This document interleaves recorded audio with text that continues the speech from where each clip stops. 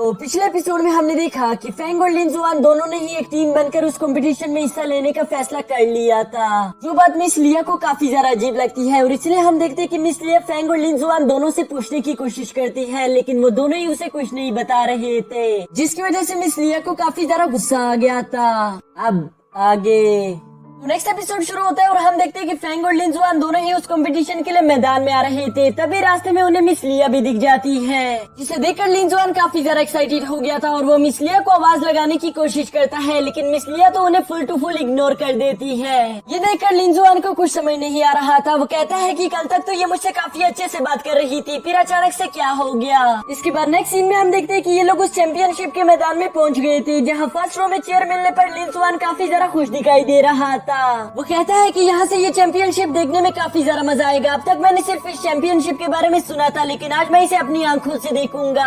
यानी कि अगर सिंपल वर्ड्स में कहूँ तो लिंजुआन इस फाइट को लेकर काफी ज्यादा एक्साइटेड था, जबकि दूसरी तरफ फेंग को जरा सी भी एक्साइटमेंट नहीं हो रही थी। तभी अचानक वहाँ पर उस कॉम्पिटिशन की होस्ट आ जाती है, जो कि कहती है कि मैं आप सब लोगों को यहाँ पर वेलकम करती हूँ। आज के इस मौके पर आप लोगों का यहाँ आना मुझे काफी ज्यादा अच्छा लगा। और इसके बाद वो अपने चीफ गेस्ट को भी वहाँ पर वेलकम कर देती है, जो कि बहुत ही ज्यादा खौफनाक इंजरी के साथ वहाँ पर आकर एक थ्रोन पर बैठ गया था। और यहाँ पर लिंजुआन उसे देखकर कहता है कि ये तो वही कमीना है। ये कमीना डिमोनिक ब्लड लाइन से बिलोंग करता है, जिसने फेरीज और एल्फ्स पर काफी ज्यादा जुल्म किए। मेरा तो दिल करता है कि इसको मैं जान से मार डालूं। जिस पर फेंग उसे शांत कराते हुए कहता है कि फिक्र मत करो, एक दिन आएगा कि हम लोग इनसे ज्यादा ताकतवर हो जाएंगे, तब हम इन लोगों को जिंदा नहीं छोड़ेंगे। यहाँ ये लोग इसी तरह की बातें कर रहे थे कि तभी वो चीफ गेस्ट कहता है कि जल्द से जल्द इस कंपटीशन को शुरू करो, मैं बोर हो रहा हूँ। ये सुनकर उस चैंपियनशिप की होस्ट कहती है जैसा आपका हुक्म। और ये कहते साथ उसने फर्स्ट राउंड के लिए लिंजुआन, फेंग और बाकी के 2 लोगों को भी बुलवा लिया था। यहाँ लिंजुआन और फेंग को एक ही टीम में देखकर वो चीफ गेस्ट काफी ज्यादा शॉक हो गया था। वो कहता है कि वाओ, ला और ब्लू क्लैन एक ही टीम में, ये तो बहुत ज्यादा अजीब है। वो इस बात को लेकर अपने मन ही मन में काफी ज्यादा एक्साइटेड भी हो गया था, क्योंकि वो जानता था कि ये 2 क्लैन कभी भी आपस में मिलजुल कर काम नहीं करते।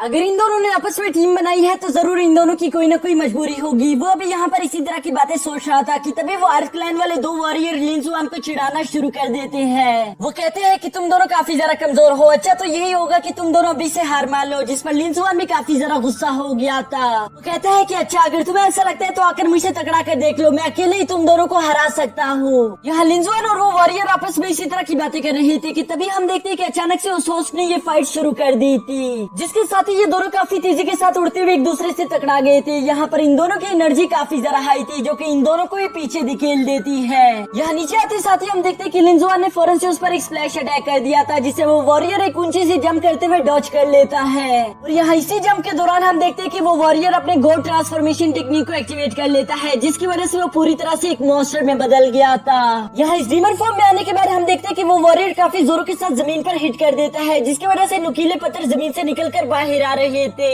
ये देखकर लिंजुआन तो फौरन से अपनी विंग्स का इस्तेमाल करके हवा में उड़ गया था, जबकि दूसरी तरफ फेंग को समझ नहीं आ रहा था कि अब मैं क्या करूँ, क्योंकि लिंजुआन तो उसे बीच अटैक में ही छोड़कर उड़ गया था। और इसी वजह से हम देखते हैं कि फेंग को वो अटैक डॉज करने में काफी ज्यादा तकलीफ हो रही थी, लेकिन वो हार नहीं मानता और काफी ज्यादा तेजी के साथ मूव करते हुए आखिरकार उसने अपने फ्लाइंग शील्ड का इस्तेमाल करना शुरू कर दिया था, जिसकी मदद से वो उस टेक्निक को डॉज कर लेता है। यहाँ हवा में आने के बाद हम देखते हैं कि वो लड़की अपनी नुकीली जड़ों से लिंजुआन पर अटैक करना शुरू कर देती है, जिसे लिंजुआन काफी आसानी के साथ डॉज कर रहा था। साथ ही साथ लिंजुआन भी उस लड़की को डोमिनेट करने के लिए अपने बहुत सारे स्प्लैश अटैक उस पर कर देता है, जिसे डॉज करते हुए वो लड़की उन चट्टानों के पीछे चली गई थी और वो वहाँ से छुपते हुए लिंजुआन पर काफी सारे रूट अटैक्स कर देती है, जिसे लिंजुआन को डॉज करने में काफी ज्यादा मुश्किल का सामना करना पड़ रहा था। साथ ही साथ दूसरी तरफ हम फेंग को देखते हैं, जो कि काफी तेजी के साथ जाकर उस वॉरियर से टकरा गया था। यहाँ इन दोनों की एनर्जी ही काफी ज्यादा हाई थी, लेकिन इसके बावजूद भी हम देखते हैं कि फेंग काफी आसानी के साथ उसे डॉज करते हुए डोमिनेट कर लेता है। इसके बाद हम देखते हैं कि फेंग ने काफी जोरों के साथ हिट करते हुए उस वॉरियर को दूर हटा दिया था, जबकि यहाँ दूसरी तरफ उस वॉरियर की पार्टनर काफी ज्यादा खुश हो रही थी, क्योंकि वो देखती है कि उसने लिंजुआन को अपनी जड़ों से चारों तरफ से घेर लिया है। उसे ऐसा लग रहा था कि बस एक और अटैक और वो यहाँ पर जीत जाएगी, लेकिन लिंजुआन वहीं पर अपनी थंडर एलिमेंटल पावर्स को एक्टिवेट कर लेता है, जिसकी वजह से वहाँ पर एक बहुत बड़ा एनर्जी ब्लास्ट हो गया था। इस एनर्जी ब्लास्ट के बाद हम देखते हैं कि लिंजुआन काफी तेजी के साथ मूव करते हुए उस लड़की को भी एक जोरदार हिट कर देता है। यहाँ ये दोनों टीमें ही एक दूसरे के सामने आकर खड़ी हो गई थी, जबकि दूसरी तरफ बाहर से खड़े हुए लोग ये देखकर काफी ज्यादा हैरान हो गए थे। वो लोग कहते हैं कि ये फाइट देखकर काफी ज्यादा मजा आ रहा है, हमें उम्मीद नहीं थी कि ये फाइट इतनी ज्यादा अमेजिंग होगी। इसके बाद दोबारा दोबारा से हम लिंजुआन को देखते हैं जो कि उस वॉरियर से कह रहा था कि क्या हुआ, पहले तो तुम काफी ज्यादा बातें कर रहे थे, लगता है कि अब तुम्हारी बोलती बंद हो गई। जो सुनकर उस वॉरियर को काफी ज्यादा गुस्सा आ गया था और वो अपने पार्टनर की तरफ देखते हुए उसे इशारों ही इशारों में सब कुछ समझा देता है कि अब हमारा प्लान क्या होगा। और इसी के साथ हम देखते हैं कि ये उन दोनों पर अटैक करने के लिए आगे बढ़ना शुरू कर देते हैं, जबकि लिंजुआन भी जोश में आते हुए काफी तेजी के साथ मूव करके उन दोनों पर अटैक करने ही वाला था, लेकिन ये दोनों ही साइड पर अटते हुए उसे डॉज कर लेते हैं, क्योंकि यहाँ पर इन दोनों का यही प्लान था कि हमें पहले कुछ भी करके फैंग को हराना होगा। एक बार वो हार गया फिर लिंजुआन को हराना आसान है। जिसके बाद हम देखते हैं कि इन दोनों ने मिलकर फैंग पर अटैक करना शुरू कर दिया था, जबकि फैंग अकेले इन दोनों को रोक नहीं पा रहा था। और इसी मौके का फायदा उठाकर वो लड़की फैंग को चारों तरफ से अपनी जड़ों में कैद कर लेती है ताकि वो अपनी जगह से हिल ना पाए।